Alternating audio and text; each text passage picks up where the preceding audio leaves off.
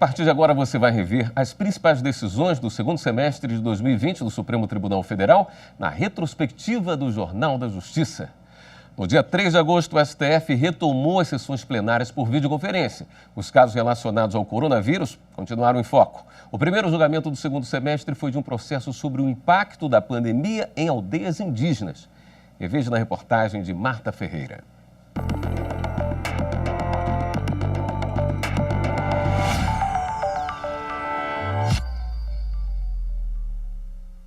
Logo na abertura, o presidente do Supremo Tribunal Federal relembrou das vítimas da Covid-19 no país. Nós manifestamos o nosso pesar pelo falecimento já de quase 100 mil brasileiros e brasileiras vítimas da pandemia, nos solidarizando com seus familiares e amigos.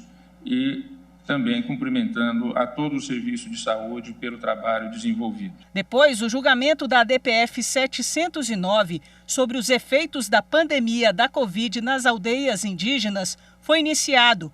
O plenário ficou de decidir se confirma a medida cautelar deferida no início de julho pelo relator, ministro Luiz Roberto Barroso, para determinar ao governo federal a adoção de diversas medidas para combater o avanço da Covid sobre os povos indígenas e aldeias. O advogado da Articulação dos Povos Indígenas do Brasil, entidade que entrou com ação junto com 6 partidos, foi o primeiro a falar. São 623 indígenas mortos, 21.646 indígenas infectados e 146 povos indígenas atingidos, chamando a atenção para os estados do Amazonas, Pará, Mato Grosso, Roraima e Maranhão. Depois, advogados dos partidos coautores fizeram a sustentação oral. Esse é um julgamento histórico. O jurista Tiago Amparo, em artigo publicado hoje na Folha de São Paulo, disse que era uma oportunidade do Supremo Tribunal Federal prevenir um genocídio. Eu tenho certeza que esse tribunal está à altura dessa sua missão constitucional e que dirá hoje que vidas indígenas importam. Me reporto ao artigo 231 da Constituição Federal, que além de reconhecer aos índios sua organização social, seus usos, costumes, línguas, crenças e tradições, determina exatamente a União, a obrigação de demarcar estas terras e fazer com que os seus bens sejam protegidos. Depois, o advogado-geral da União fez um resumo das ações tomadas pelo governo federal no enfrentamento à Covid entre os indígenas. A CESAI e os seus 34 DCEIs dão atendimento de saúde básica para mais de 700 mil indígenas, de cerca de 400 etnias, distribuídos por mais de 6 mil aldeias, por meio da medicina tradicional, sobretudo da medicina tradicional. E os indígenas participam ativamente da construção da política pública de saúde junto aos DCEIs.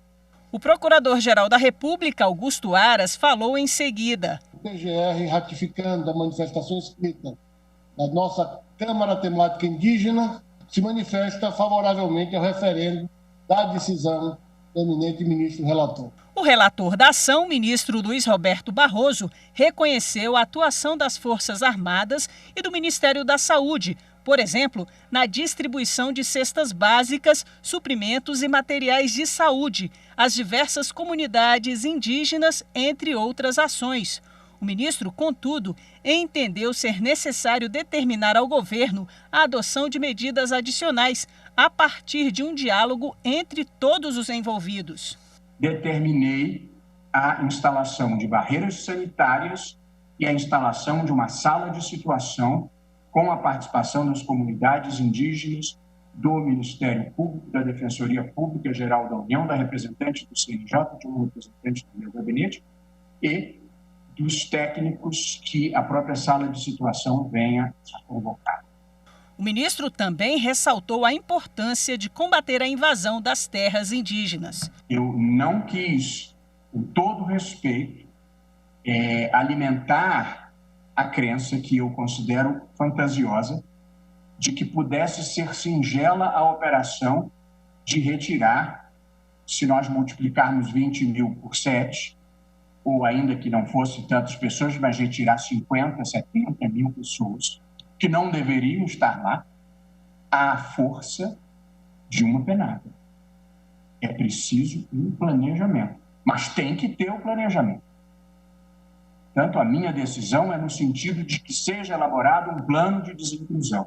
O ministro também determinou medidas a serem tomadas para os indígenas que se encontram em terras não homologadas. É uma questão de cumprimento da Constituição, onde estejam preenchidos os requisitos constitucionais. Esse é um ato vinculado. Seja como for, havia aí uma contradição. Se o governo não pretende homologar mais nenhuma área indígena e dizer que mesmo os aldeados em área não homologada não receberão o tratamento médico, a contradição era visceral. E, portanto, a mim me pareceu bem estender o atendimento do CESAI também às comunidades aldeadas, ainda que em terras não homologadas. O governo federal tem até o próximo dia 8 de janeiro para apresentar o Plano Geral de Enfrentamento à Covid-19. Na semana passada, o ministro do STF, Luiz Roberto Barroso, negou a homologação da terceira versão desse documento por entender que ele permanecia genérico. Barroso determinou que a versão mais recente apresentada pelo governo seja executada provisoriamente, enquanto o documento final é ajustado.